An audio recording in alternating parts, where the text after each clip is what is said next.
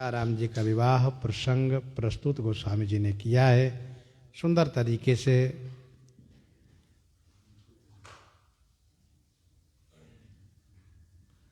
गुरु गणपति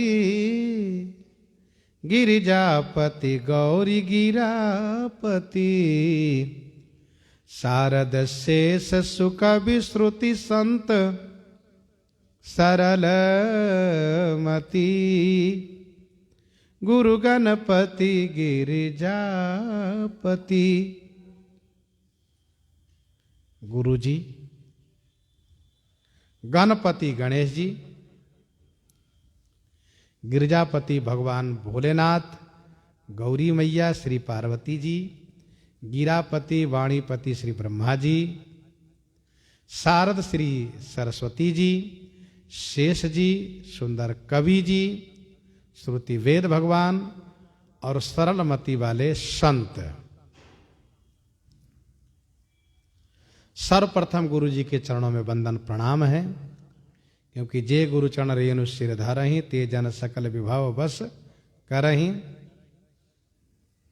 फिर वाले संत के चरणों में वंदन प्रणाम है, क्योंकि संत सरल विनय सुनि करी कृपा राम चरण रति देहु। हाथ जोरी करी विनय सबहि सिर नावो। सिय रघुवीर विवाह जथामति गावो। हाथ जोरी करी विनय सबहि सिर नावो। हाथ जोरी कर विनय सबहि सिर नावो। हाथ जोड़ करके विनती करते हुए मैं सभी को सिर नवाता हूँ, प्रणाम करता हूँ। सिय रघुवीर विवाह जथामति गावो। श्री सीता रघुवीर का विवाह जथामति गायन करता हूँ। भगवान के चरित अपार हैं। जथामति सब कोई गा करके अपनी बुद्धि अपनी वाणी को पावन करते हैं। रघुवीर चरित अपार बारिनिधि पार कवि कौने लायो। कोई पार पाया नहीं, फिर भी सब गाते हैं। निज निज मति मुनि हरि गुण गावहीं निगम शेष शिव पार न पावहीं।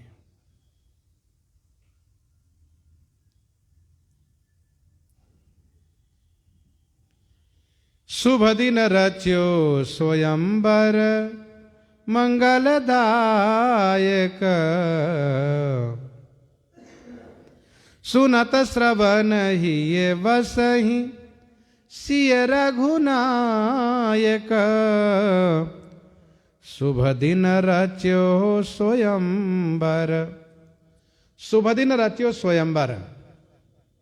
शुभ दिन देख करके श्री मिथिलेश जी महाराज ने श्री सीता जी के स्वयंवर की रचना की। एक तो अर्थ यह है, लेकिन दूसरा अर्थ ये भी है इसका। गोस्वामी जी अपने लिए कहते हैं कि शुभ दिन देख करके ये मंगलदायक जानकी मंगल जो स्वयंवर श्री सीता जी के स्वयंवर परक जो जानकी मंगल है, इस जानकी मंगल ग्रंथ की रचना मैंने की। शुभ दिन रच्यो स्वयंवर। शुभ दिन मैंने रचना की स्वयंवर परक जो जानकी मंगल इस ग्रंथ की। सुनत श्रवण ही ये बसहि सिय रघुनायक। जानकी मंगल की कथा सुनते ही श्री सीता रघुनाथ जी हृदय में निवास करते हैं। देश सुहावन पावन वेद बखानिए। भूमि तिलक समति रहुत त्रिभुवन जानिए।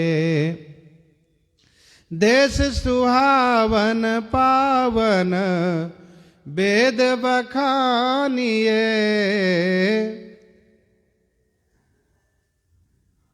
तिरहुत देश सुहावन है। मिथिला देश सुहावन है।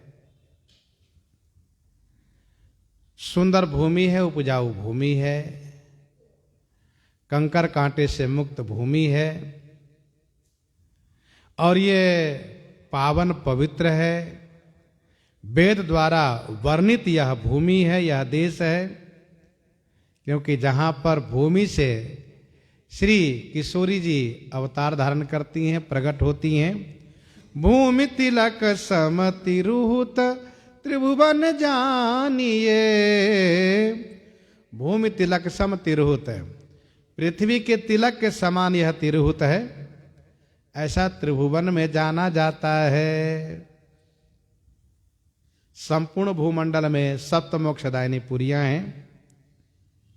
अयोध्या, मथुरा, माया, काशी, कांची, अवंतिका, पुरी, द्वारावती, गया, सप्तहिते मोक्षदायिका। इन सप्त मोक्षदायिनी पुरियों में श्री अयोध्या जी मस्तक हैं। भगवान के विराट स्वरूप में सभी तीर्थ एक एक अंग के रूप में है, जिसमें अयोध्यापुरी च मस्तक के श्री अयोध्या जी मस्तक हैं। अब मस्तक की शोभा होती है तिलक से, तो ये तिरहुत की भूमि तिलक के समान है, इसलिए अयोध्या जी की शोभा हुई है मिथिला जी से। वैसे भी महाराजा श्री चक्रवर्ती जी ने श्रीमद् वाल्मीकि रामायण में कहा है कि भले ही लोग यह कहते हो कि चक्रवर्ती राजा है दशरथ, लेकिन जो सबको देने वाला है वह आपसे ले रहा है, इसलिए आप दानी हुए, हम लेने वाले हुए, याचक हुए, तो दाता लेने वाले से बड़ा हमेशा रहा है, हमेशा रहता है।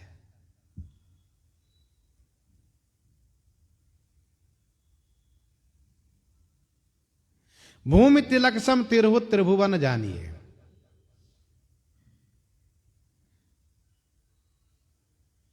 ये तिरहुत की भूमि बहुत दूर तक है। वैसे तब उस जमाने में अयोध्या जी की सीमा के बाद फिर तिरहुत की सीमा लग जाती थी। जैसे हम लोग गाड़ी से चलते तो रोड पर ही लिखा रहता अमुक सीमा समाप्त हुई थाने की, अब यहाँ से दूसरे थाने की सीमा प्रारंभ हो गई। जब एक राज्य से दूसरे राज्य में प्रवेश करते हैं तो वहाँ पर लिखा मिलता है कि अमुक राज्य की सीमा यहाँ तक, इसके बाद दूसरे राज्य की सीमा। तो उस समय में अयोध्या की सीमा वहाँ तक थी, गंगा जी के तट तक, गंगा जी के दक्षिण तट तक अयोध्या जी की सीमा, और उधर से उत्तर तट तक जनकपुर की सीमा रही, तिरहुत की सीमा रही है उत्तर में। तिरहुत, तिरहुत का अर्थ होता है तिरहुती। तो तीन ऐसे महापुरुष है जो हमेशा हवन करते रहते, यज्ञ करते रहते, जैसे कि श्री गौतम जी, श्री याज्ञवल्क्य जी और श्री विश्वामित्र जी महाराज। अथवा तो दूसरा अर्थ है कि तिरहुती, तीर पर है। कौन सी तीर? कहा गंगा, कोसी और गंडकी। श्री गंगा जी कोसी नदी, कौशिकी नदी और गंडकी नदी के तीर पर है। ये तीन नदी के तीर पर है। दक्षिण में गंगा जी हैं और उत्तर में हिमालय है। अच्छा, यहां पर बहुत संख्या में पवित्र नदियां भी है, छोटी बड़ी करके बहुत नदियां हैं। ऐसा बृहद विष्णु पुराण में वर्णन है विस्तार से मिथिला जी के संदर्भ में। अच्छा, संस्कृत में तिरहुती को तीर भुक्ति कहा गया है। तीर भुक्ति संस्कृत में। बृहद विष्णु पुराण में लिखा है, श्री जनकपुर मिथिला की सीमा कोसी नदी से गंडकी नदी तक पूरा पश्चिम में 24 योजन है। 24 योजन अर्थात 96 कोस है।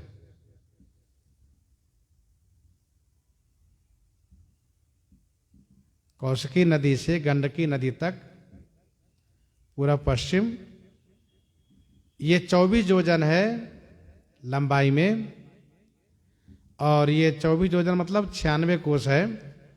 और गंगा से हिमालय उत्तर दक्षिण में चौड़ाई है 16 योजन, 16 योजन अर्थात 64 कोस। ये बृहद विष्णु पुराण में ऐसा वर्णन है। तो भूमि तिलक सम तिरहुत त्रिभुवन जानिए, त्रिभुवन में यह विख्यात है।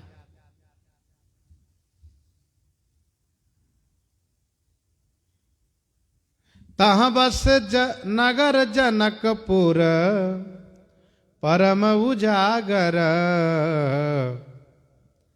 सिय लक्ष्य जहाँ प्रगति सब सुख सागर, तहाँ बस नगर जनकपुर। उसी तिरहुत में जनकपुर नाम का नगर बसा हुआ है, जो परम उजागर, परम उजागर माने परम प्रसिद्ध है। सिय लक्ष्मी जहाँ प्रगति सब सुख सागर, लक्ष्मी स्वरूपा श्री सीता जी जहाँ प्रकट हुई, जो समस्त सुख के सागर हैं। बेटी को लक्ष्मी स्वरूपा ही कहा जाता है। वैसे श्री सीता जी तो वे हैं जिनके अंश से श्री लक्ष्मी जी का भी प्राकट्य होता है। जासु वंश उपजहि गुण खानी अगणित लक्ष्य उमा ब्रह्मानी। लेकिन व्यवहारिक भाषा में कहा जाता है बेटी लक्ष्मी स्वरूपा है। जनक नाम ते ही नगर बसे नर नायक, सब गुण अवधि न दूसर पटतर लायक। जनक नाम ते ही नगर बसे नर नायक, ते ही नगर जनक नाम नरनायक बसई। ते ही नगर माने उस नगर में श्री जनक नाम के राजा, नरनायक माने मनुष्यों के नायक भूपति निवास करते हैं। वैसे इनका वास्तविक नाम है श्री क्षीरध्वज महाराज, क्षीरध्वज महाराज। अब ये जनक, ये मिथिलेश, ये विदेह, ये 3 पद है। जब महाराजा श्री निमि जी के शरीर को मंथन करके एक राजकुमार को प्रकट किया गया, तो मंथन से हुए, इसीलिए मिथि महाराज कहलाए, मिथिलेश वे कहलाए। और बिना माता के हुए, बिना माता के हुए केवल पिताजी से हुए, इसलिए जनक कहलाए। अथवा तो पुत्रवत प्रजाजनों को स्नेह प्रदान किए, इसलिए जनक कहलाए। लेकिन बढ़िया अर्थ ये लगता है केवल पिताजी से, केवल निमि जी के शरीर से हुए, इसलिए जनक कहलाए। और विदेह इसलिए कहलाए कि अन्य देहधारियों की तरह इनका देह नहीं हुआ। कैसे? अन्य देहधारियों का शरीर होता है, मां के गर्भ से जन्म होता है, लेकिन इनका मंथन से वैसे लिए विदेह कहलाए। और वैसे भी श्री जनक जी के वंश में जितने राजा हुए हैं सभी योगी, ज्ञानी और ब्रह्मनिष्ठ होते आए हैं, सब आत्मवादी होते आए हैं। इसीलिए रामायणों में श्री जनक जी और श्री दशरथ जी महाराज, इन दोनों की जो वंशावली है, इक्ष्वाकु जी महाराज के बाद यदि गिनती करेंगे तो बहुत अंतर मिलता है, बहुत अंतर है। ऐसा क्यों? तो कहा बहुत अंतर इसलिए है क्योंकि वहाँ सभी योगी होते आए, और योगी होने के नाते जनकपुर के राजा लोग सब बहुत लंबी आयु वाले होते आए हैं। इसलिए वंशावली में जो महाराज लोग हुए हैं, यहाँ में वहाँ में बहुत अंतराल है। इनकी संख्या ज़्यादा है अयोध्या जी में, और वहाँ कम है। सबगुण अवधि न दूसर पटतर लायक, सभी गुणों के अवधि माने पराकाष्ठा थे श्री क्षीरध्वज महाराज। न दूसर पटतर लायक, दूसरा कोई पटतर माने समता बराबरी के योग्य हुए ही नहीं।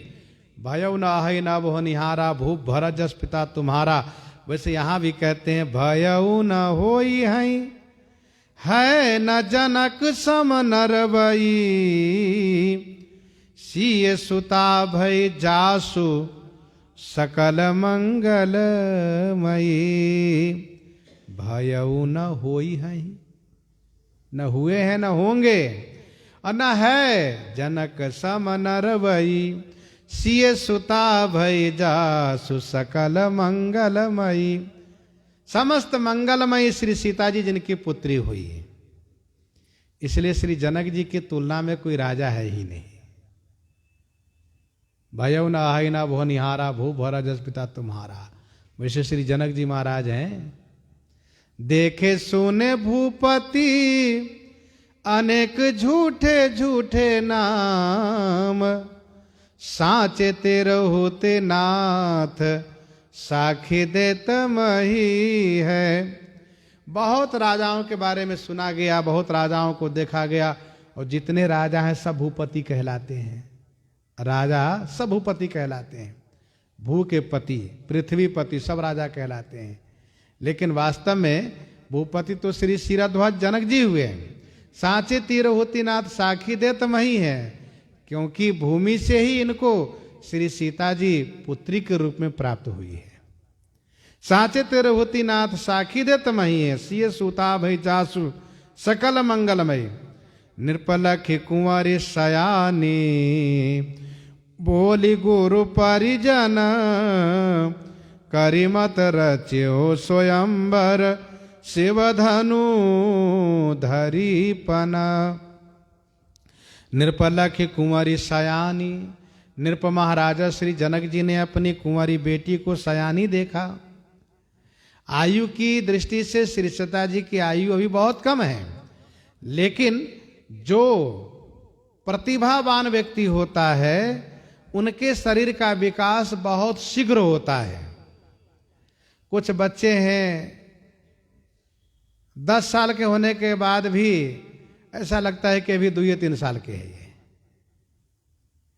और बहुत बच्चे ऐसे हैं कि 5 साल में 15 साल जैसे दिखते हैं। तो वो प्रतिभा आभा के ऊपर निर्भर करता है। तो नृपलख कुंवरी सयानी, बोली गुरु परिजन। श्री जनक जी महाराज ने अपने गुरु जी परिजनों को बुला करके मंत्रणा की है। करी मत, मत माने सलाह किया है, मंत्रणा की है। और शिव धनु पन धरी, श्री शंकर जी के धनुष को प्रतिज्ञा में रख करके और स्वयंवर की घोषणा कर दी है।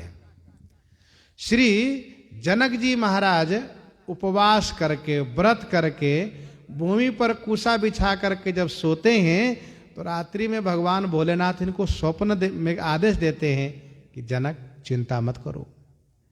माना कि तुम्हारी बेटी ने, सीता ने, श्री सीता जी ने बाईं हाथ से धनुष उठा करके दाहिने हाथ से भूमि को शोधन किया है, साफ किया है, फिर धनुष को रख दिया है।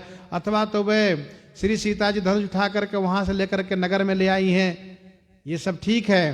लेकिन जो आप सोचते हो कि इनके योग्य वर मिलना चाहिए, तो इनके योग्य वर का उपाय यही है कि इसी धनुष को प्रण में रखो कि धनु तोड़े सो बरई जान की, राव हो या राख। धनुष जो तोड़ेगा उन्हीं के साथ श्री सीता जी का विवाह होगा, चाहे वो कंगाल हो या राजा हो। तो भगवान भोलेनाथ के आदेश से गुरुजनों की मंत्रणा प्राप्त करके श्री जनक जी महाराज ने ये घोषणा कर दी कि भाई धनुष जिनसे टूटेगा उन्हीं से श्री सीता जी का विवाह होगा। इस प्रकार से महाराजा श्री जनक ने प्रतिज्ञा की है। और प्रतिज्ञा सुनकर राजा लोग जैसे आ रहे हैं सो श्रवण आगे करेंगे इन्हीं के साथ।